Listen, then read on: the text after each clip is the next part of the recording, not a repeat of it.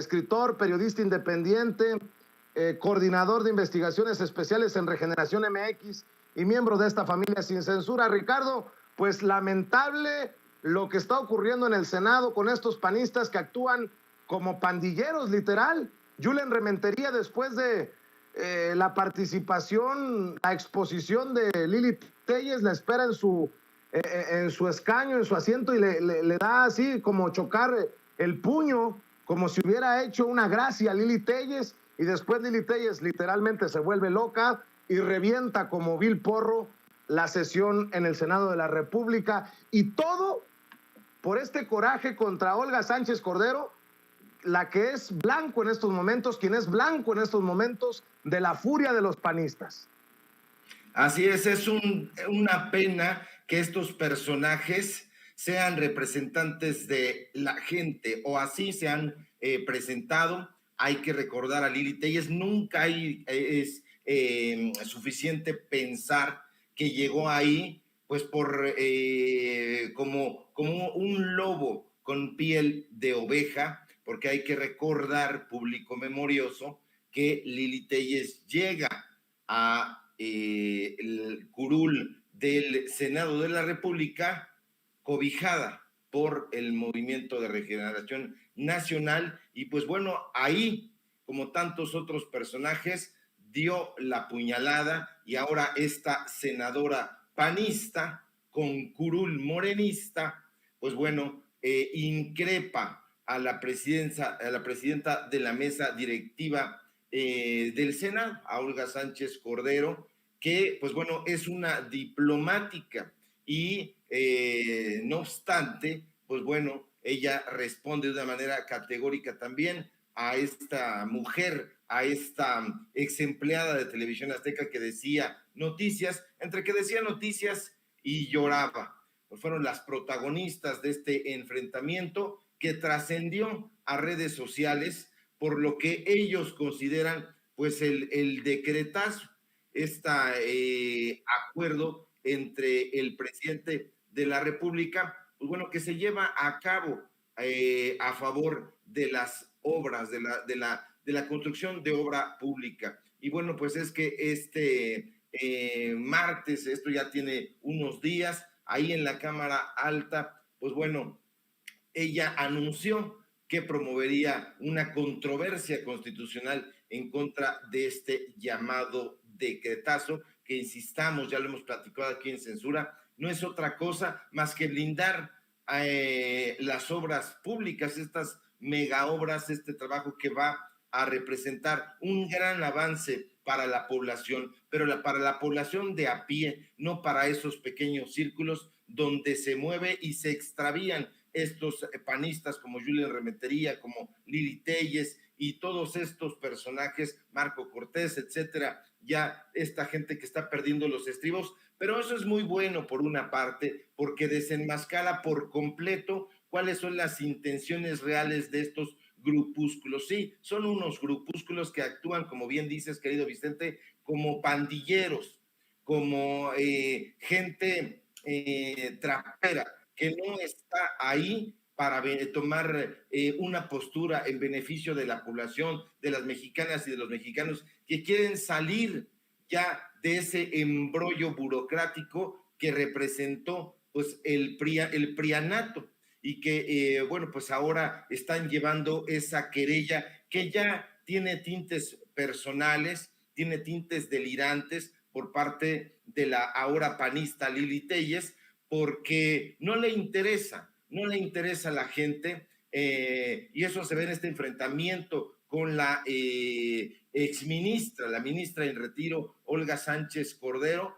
porque ya vemos que con ese magisterio que la caracteriza, pues bueno, fue a sus redes sociales y apuntó ahí ese tuit donde dice que conforme a los criterios de la Suprema Corte de Justicia, se concluye que el Senado de la República carece de interés legítimo para promover una controversia constitucional contra el acuerdo del presidente López Obrador, como lo solicitan estos personajes, varios de ellos, pero en concreto Lili Telles, Julen Rementería y todos estos personajes que están ahí impulsando pues esta campaña de descrédito. Deberían de estar a favor de la población. Ya explicamos aquí, no solamente nosotros, sino varios compañeros de la familia Sin Censura, los beneficios de blindar estas obras que representan empleo, crecimiento y, por supuesto, que es en beneficio, en pro de la población. No es en beneficios de estos grandes corporativos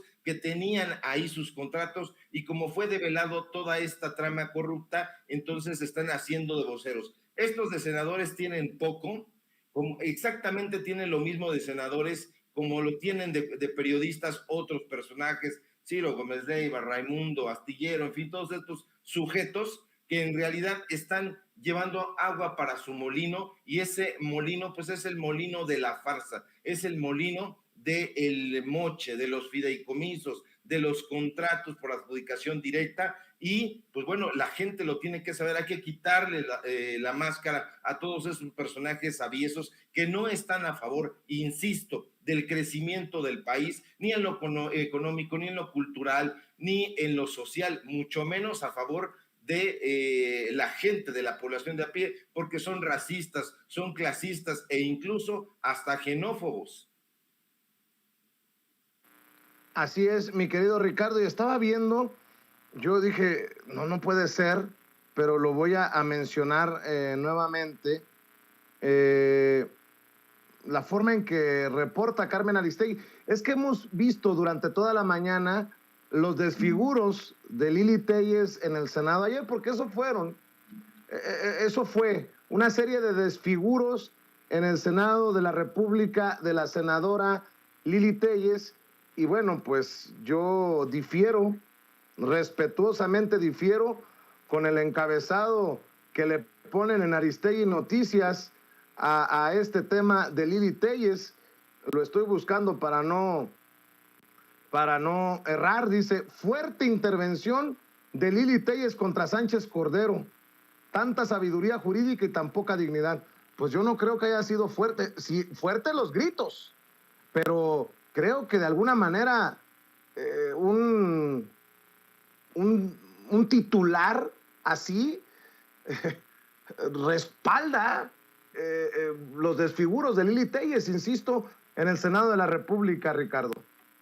Así es, y bueno, pues es una bravata de parte de Lili Téllez y también un desafío ya de las formas periodísticas de Carmen Aristegui. Ya hemos develado también cuáles son las intenciones reales de este tipo de comunicadores. Yo no recuerdo, insisto, lo he platicado aquí ante el público de Sin Censura, en estos micrófonos. Pues bueno, ¿cuál es la última investigación que realizó Carmen Aristegui? Ella, no su equipo, no la gente que trabaja anónimamente en la redacción, no el equipo que realmente hace las investigaciones, sino ella.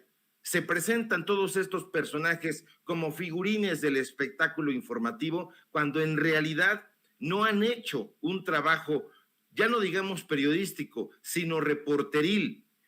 Hay gente, muchísima, que nos reporta. Hemos hablado a la redacción de Aristegui Noticias, de Astillero, de Sin Embargo, de todos estos medios de comunicación que en algún momento pensábamos que eran objetivos, que eran neutrales y que realizaban investigaciones a fondo a favor de la gente, y las personas dicen, no contestan, no nos toman las llamadas, los mensajes que les damos tampoco los pelan, y la gente está ahí para presentar casos interesantísimos de corrupción, para develar ahí tramas de fideicomisos, de nepotismo, de acoso sexual incluso, y no les hacen caso. ¿Por qué? Porque siguen una agenda bien determinada. Y si esa agenda no se lleva con sus intereses económicos, entonces no le hacen caso. Y no sorprende que ahora esté haciéndole el caldo gordo Carmen Aristegui a personajes del panismo más crudo y más rudo. ¿Por qué? Porque ya sabemos a quién tiene sentado ahí. Ella en algún momento fue cobijada en primer plano y estuvo ahí compartiendo el escenario con Amparo Casar, que no se nos olvide, allá con los Hombres de Negro en el Canal 11 durante el peñanietismo. que no se nos olvide que tiene ahí sentada a Denise Dresser, una de las personajes más beligerantes, más ofensivas contra el presidente de la República, contra la Cuarta Transformación, que no tiene argumentos. Entonces, Carmen Aristegui está cayendo en un juego que yo diría y calificaría de hate. Ya no le importa la información, si es que en algún momento le importó, y ya solamente las vistas. Entonces, es muy redituable ir en contra de la Cuarta Transformación y es muy redituable, visiblemente hablando, ir contra el presidente de la República, y esto es lo que está haciendo. No es hay que revisar, por ejemplo, los supuestos debates que están en sus mesas, y para nada, pues ahí tiene a la misma gente que tiene Julio Hernández López. Están prácticamente los mismos analistas y les da el micrófono y que digan y que despotriquen en contra del presidente de la República, en contra de los funcionarios de la Cuarta Transformación, en contra del proyecto de nación que se está impulsando, y no da un golpe en la mesa para decir yo estoy en desacuerdo. No, ahí está el micrófono y digan lo que digan. Muy diferente a lo que haces tú, por ejemplo, ahora que entrevistaste a Cuadri, pues estabas haciéndole preguntas nada cómodas. Allá Carmen Aristegui les pone el teléfono y, perdón por el exabrupto, pero ensártate tú y di todo lo que quieras, está el micrófono abierto. Ese es el trabajo de Carmen Aristegui, querido Vicente. Oye, mi querido Ricardo, vamos a las declaraciones del presidente Andrés Manuel López Obrador. Importante que en Chihuahua hoy recuerde a los mexicanos el tema del litio, porque se viene a principios de año la discusión, el debate de la reforma eléctrica, y ahí va el litio de por medio, el litio tan importante en nuestros días. Vamos, si me permite, saber y escuchar lo que dijo el presidente Andrés Manuel López Obrador, que el litio debe ser de la nación, que no se puede privatizar. Ojo con lo que está diciendo el presidente. Por eso es tan importante la victoria, que se llegue a la victoria en el tema de la reforma eléctrica. Vemos y escuchamos al presidente. Cosas en donde no vamos, de una vez lo adelanto, a ceder. Por ejemplo, en lo que tiene que ver con el dominio de la nación sobre el litio.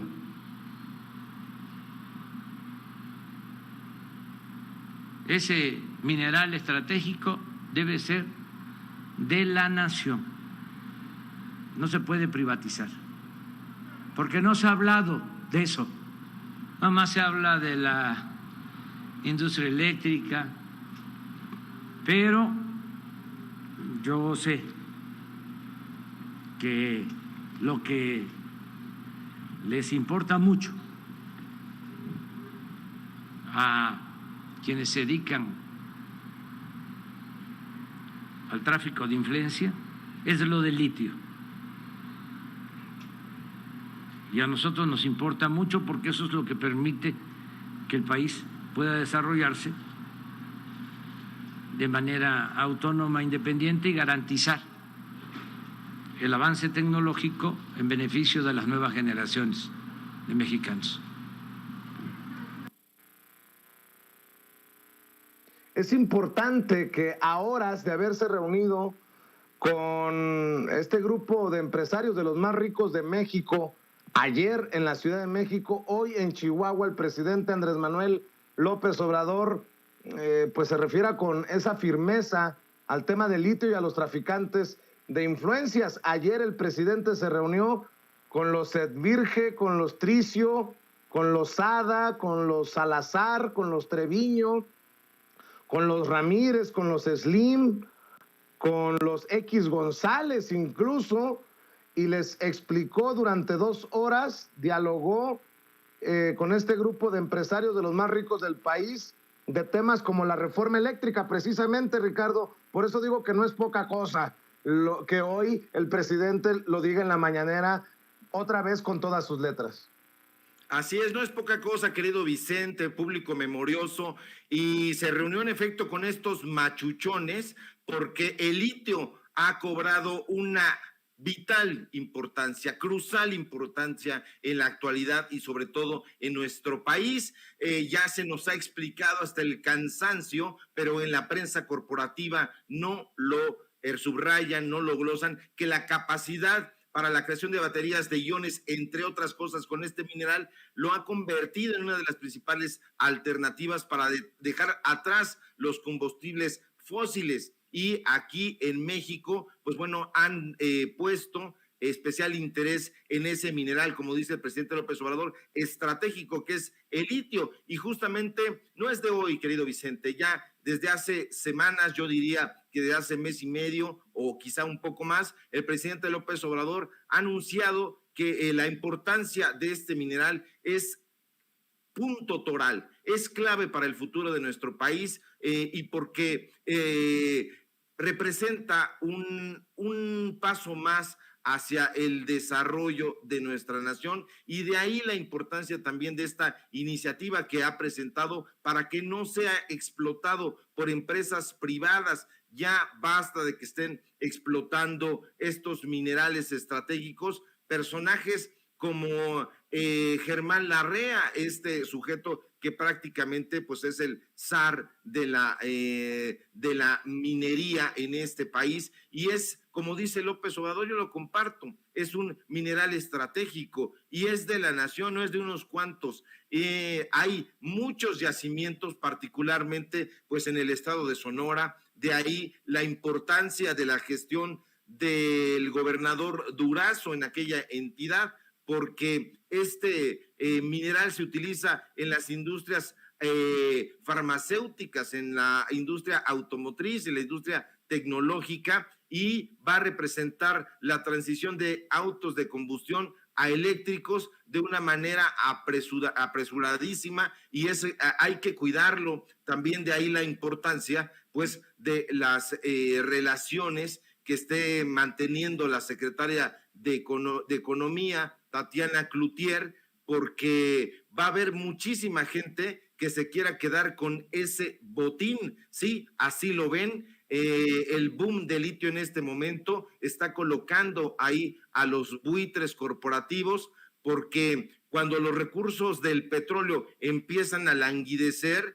pues bueno, va el litio a convertirse en un mineral estratégico, como dice AMLO, y bueno, pues esto tiene que hacer mella en estos personajes. Yo no conozco, creo que no se ha dado a conocer, no se ha difundido las conversaciones y los resultados de este diálogo que tuvo el presidente López Obrador con estos empresarios. Sabemos que fue una charla frontal, como siempre ha sido, pero será la mar de interesante que nos digan qué es lo que está pasando ahí. El litio es de gran importancia y de ahí que todos estos personajes de analistas económicos pues estén tratando de que se venga abajo y de desacreditar esta reforma eléctrica que contempla como pieza fundamental el litio. Hay que ver lo que está escribiendo Mari Carmen Cortés, Yuste, Dinero en Imagen, ahí en el grupo de Excelsior de Pascal Beltrán del Río, y nos vamos a dar cuenta de que el descrédito tiene que ver con que ellos se quieren aborazar con el botín.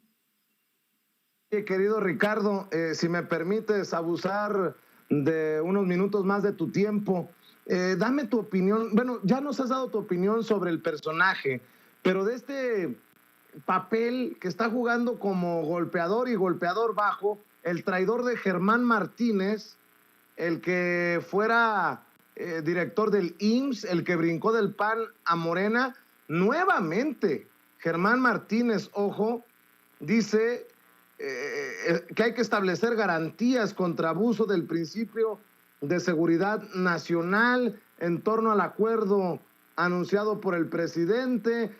Dame tu opinión después de escuchar a este Germán Martínez, porque a lo mejor no ha quedado claro el tamaño de la traición de este personaje que deja la bancada de Morena para crear un grupo plural. Yo lo he estado insistiendo y poniendo el dedo en la llaga, pero suena cada vez más como Julen Rementería o como Damián Duarte. Escuche, por favor, vea. Es debate, es una lista de temas diversos. Con su autorización, Presidenta, debo decir que secundamos la segunda parte de la intervención del senador Juan Cepeda y que sí firmamos en efecto una contestación a lo que usted dijo. Yo a usted, aquí en esta tribuna, Presidenta, la defiendo, la respeto, le aprecio sus criterios jurídicos y no vengo a hacer ninguna alusión personal a usted, a quien le estimo personalmente y le respeto sus criterios políticos. Pero debo decir que sí hay un tema de derecho a la información contra seguridad pública y que la seguridad pública se puede argumentar para reservar información pública solo cuando lo dispone la ley. Así lo dice el artículo 6 de nuestra Constitución. Y ahí está constituido un interés legítimo de nosotros porque nosotros hacemos la ley, y ahí está constituido un agravio porque nosotros somos los órganos que hacemos las limitaciones a ese derecho a la información o a esa máxima publicidad. Yo ya no le recuerdo aquí las citas de la Corte Interamericana, de Marcel Reyes contra Chile, de Gaudiel Álvarez contra Guatemala, el diario militar, que usted y la gente en la Corte conocen muy bien. Yo quiero citarle la doctrina internacional en la materia. Doctrina internacional en la materia. A ver, déjeme parar aquí.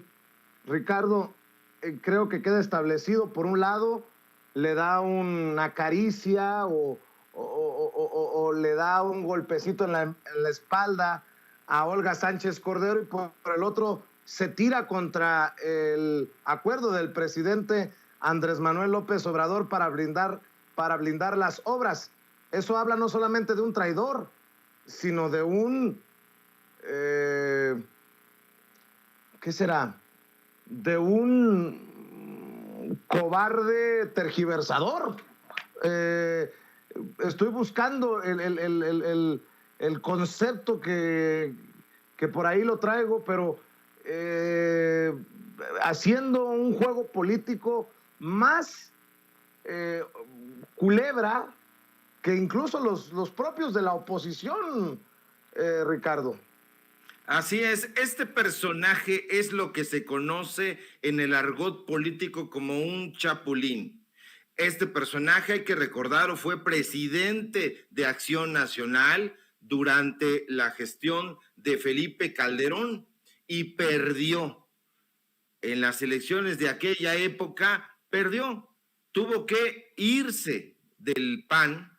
Ya estuvo buscando ahí la cara después del calderonato, porque Calderón lo apapachaba. Es amigo de ese matrimonio, del matrimonio Calderón-Zavala, amigo íntimo.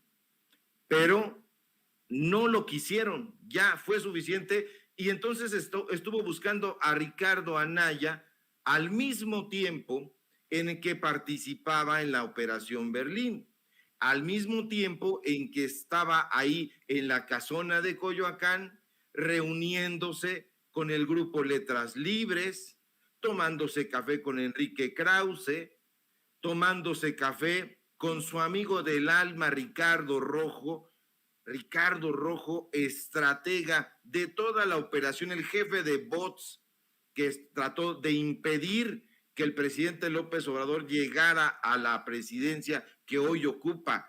Ese es Germán Martínez, tenía oficina allá, buscó a Ricardo Anaya, imagínate, el Cerillo Anaya no lo quiso cerca, así de terrible es. Ulteriormente, alguien tuvo la magnífica idea y habría que establecer qué personaje fue quien lo llevó a Morena, quien lo lleva a la Cuarta Transformación. Él empieza a decir que le ofrecen el puesto de Gertz Manero, el que ahora ocupa, y dice, a mí me ofrecieron ser el fiscal, no quise, pero toma una curul en el Senado que actualmente ocupa, pero es exactamente el mismo caso, o peor, imagínense nada más, público memorioso, peor que Lili Téllez, porque está pegando desde dentro. Este personaje pegó en el Instituto Mexicano del Seguro Social. Hay que recordar que ayer llevó prácticamente de la mano a este otro chapulín que es Gibran Ramírez. Allá estuvo tratando de hacer lo mismo que la familia de Margarita Zavala, que fue dar esta suerte de concesiones a las guarderías, tal como había hecho la prima de Margarita Zavala con la guardería ABC, donde murieron por negligencia y porque no había las condiciones de dar este permiso a esa guardería, pues muchísimas niñas y niños. Entonces, este es Germán Martínez. Germán Martínez, que no actúa como servidor público, que no actúa como senador y que todas las semanas se sienta en el programa de Fórmula de Ciro Gómez Leiva a despotricar contra la Cuarta Transformación y a lloriquear, porque hay que ver que a mitad de sus exposiciones se le va la voz, es como si estuviera llorando, como si alguien lo estuviera amenazando permanentemente, pero es un chapulín, panista, morenista, ahora supuestamente pues del grupo independiente, pero de independiente no tiene nada. Es un personaje terrible, hay que tenerlo bajo la lupa. Ya hemos publicado incluso un reportaje de su participación en la Operación Berlín, qué hacía y qué continúa haciendo. Así que no se dejen engañar, público memorioso. Así es, y lo mencionamos para exhibir lo que se viene en torno a la discusión, al debate de la reforma eléctrica a principios del próximo año, con estos personajes que antes eran aliados, entre comillas, y ahora actúan como duros opositores, golpeadores. Mi querido Ricardo, para cerrar, Lili Téllez, a ver, y grábeme, don David, hace un rato le presentaba un extracto de este programa que encabezan Max Kaiser, el calderonista Max Kaiser, y la actriz Laisha Wilkins de Televisa, ambos muy tirados a la derecha, entrevistando a Lili Téllez, que dice que este gobierno es peor en temas de corrupción que los anteriores. Ayer yo entrevistaba y buscaba sacarle una declaración importante a Ildefonso Guajardo, el exsecretario de Economía en tiempos de Peña Nieto, ahí en la Cámara de Diputados, pero se exhibió como un protector de sus amigos o de sus excompañeros de gabinete. Prefirió exhibirse así que definitivamente serle honesto a la audiencia. Pero yo nada más les digo, hasta el periódico Milenio admite que este gobierno no es lo mismo ni es igual. En año y medio, Andrés Manuel López Obrador ha ahorrado 10 veces más que Enrique Peña Nieto. Las secretarías más austeras han sido turismo, seguridad y salud. Los organismos más ahorradores, la Fiscalía General de la República, el Poder Legislativo y hasta el INE. En un año y medio, el gobierno de Andrés Manuel López Obrador ha logrado ahorros, fíjese nada más, 10 veces mayores que los conseguidos por Enrique Peña Nieto en todo su sexenio, revela un cruce de reportes hacendarios realizados por Milenio. De acuerdo con informes gubernamentales obtenidos vía transparencia, los mayores recortes pueden observarse en propaganda televisiva, renta de autos de lujo, arrendamiento de inmuebles y gastos en telefonía celular, entre otros rubros. Para aquellos que digan que esto está peor o que no entiendan por qué la gente de a pie se siente tan identificada con el presidente y con la Cuarta Transformación, pues aquí están algunos datos, mi querido Ricardo.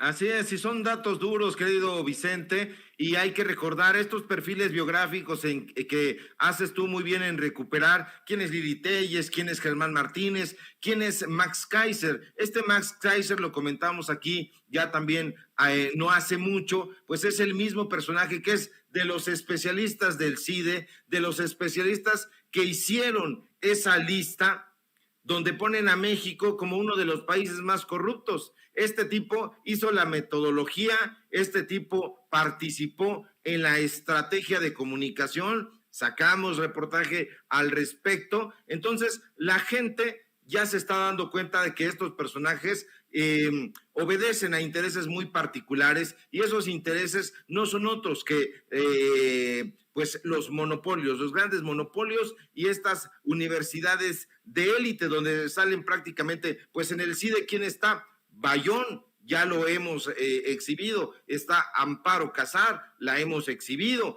está Max Kaiser, lo hemos exhibido, y son todos estos personajes que no dan paso sin guarache, como dice la frase hecha, y en realidad están tratando de llevar agua a su molino, y es el molino del neoliberalismo, es el molino de los que quieren más, que quieren recuperar esos fideicomisos. Insistamos mucho en la figura de los fideicomisos, porque incluso el propio CIDE vive de los fideicomisos, vive del CONACYT. Las becas que supuestamente da, no las dan ellos, se dan con dinero público. Entonces, hay que poner muy el foco particularmente en este tipo de personajes, pero en toda la gente que lo rodea, porque hay canales de comunicación. Amparo Casar, Carmen Aristegui, Denise Dresser, Max Kaiser, todos son un grupo, es una red de amigos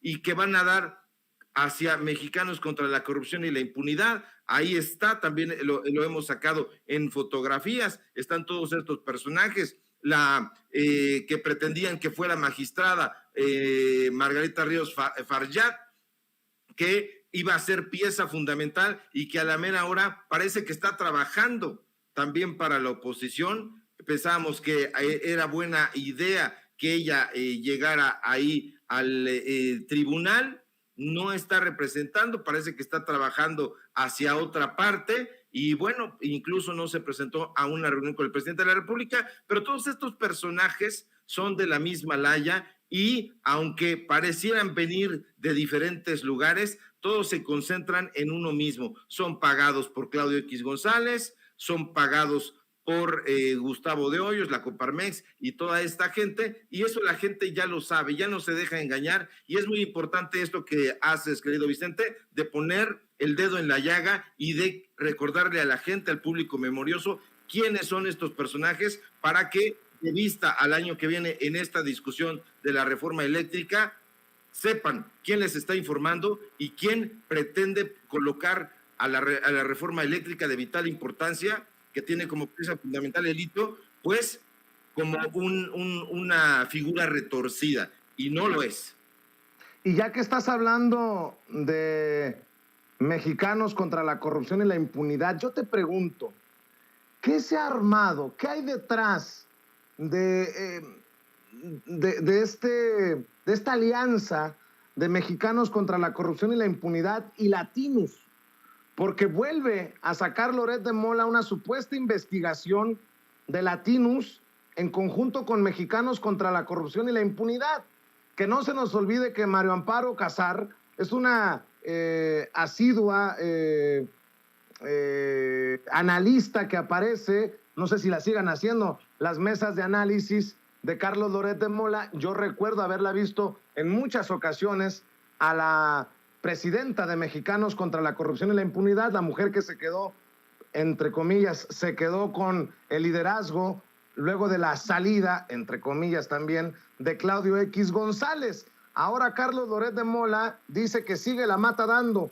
34 participantes del carrusel de cash del secretario particular de López Obrador resultaron beneficiados con cargos públicos en el gobierno federal. Una investigación de Latinos y Mexicanos contra la Corrupción y la Impunidad. Déjame que escuches lo que dice Loret de Mola y ya me das tu opinión, porque no creo que sea coincidencia que Mexicanos contra la Corrupción y la Impunidad haya encontrado eco en Latinus y viceversa para hacer estas investigaciones. Escuchemos. La semana pasada le revelamos cómo el secretario particular del presidente López Obrador fue parte de un carrusel de dinero en efectivo organizado por Morena. El INE determinó que esta operación fue ilegal y que Morena armó un financiamiento paralelo para sus campañas electorales usando dinero que supuestamente beneficiaría a los damnificados del terremoto de 2017. Hoy le presentamos cómo se recompensó a los que movieron el cash en esta operación carrusel. 34 operadores de Morena que sacaron más de 40 millones de pesos, hoy son funcionarios públicos, directores, subdirectores, jefes de unidad, y todos con una complicidad en común: la operación carrusel de cash. Bueno, a ver, estos son los dichos de Loret. Hay que decir que tergiversa la información porque el Tribunal Electoral no encontró irregularidades en estos depósitos al fideicomiso creado precisamente por Morena y que encabezó el presidente Andrés Manuel López Obrador para ayudar a los damnificados. Ahí creo que Carlos Loret de Mola falta a la verdad. Pero bueno, el punto es, y aquí lo estoy pronosticando, lo estoy adelantando, que no será la última investigación en conjunto en esta alianza Mexicanos contra la Corrupción y la Impunidad, una de las organizaciones más señaladas por el presidente de incluso recibir financiamiento de Estados Unidos, y Latinus, quién sabe de dónde venga el financiamiento, nótese mi sarcasmo, que encabeza Carlos Loret de Mola, Ricardo Sevilla. Así es, probablemente venga de Roberto Madrazo y de su hijo, probablemente. Pero bueno, pues ahí, como dices tú, nótese mi sarcasmo. No es la primera vez y ya nos habían dado pruebas de que iban a hacer esta alianza. El público es memorioso y recordará que apenas hace unas semanas el propio Claudio X González fue entrevistado a modo tapete, que fue como se colocó Loret de Mola en esa entrevista en Latinus, que le ordenó, pues bueno, su patrocinador, que es Roberto Madrazo, y bueno, pues él tiene que hacer exactamente lo que le dicen, y es una asociación natural porque todos estos personajes están ahí entre los analistas de Latinus. Vemos a la misma gente que forma parte del grupo Nexos. Ahí es donde está la corrupción. Si él está hablando de la corrupción que se anida en el Tribunal Electoral del Poder Judicial de la Federación, que empiece por el grupo Nexos y de la gente que trabaja en Latinus, porque ahí vemos muy sentadito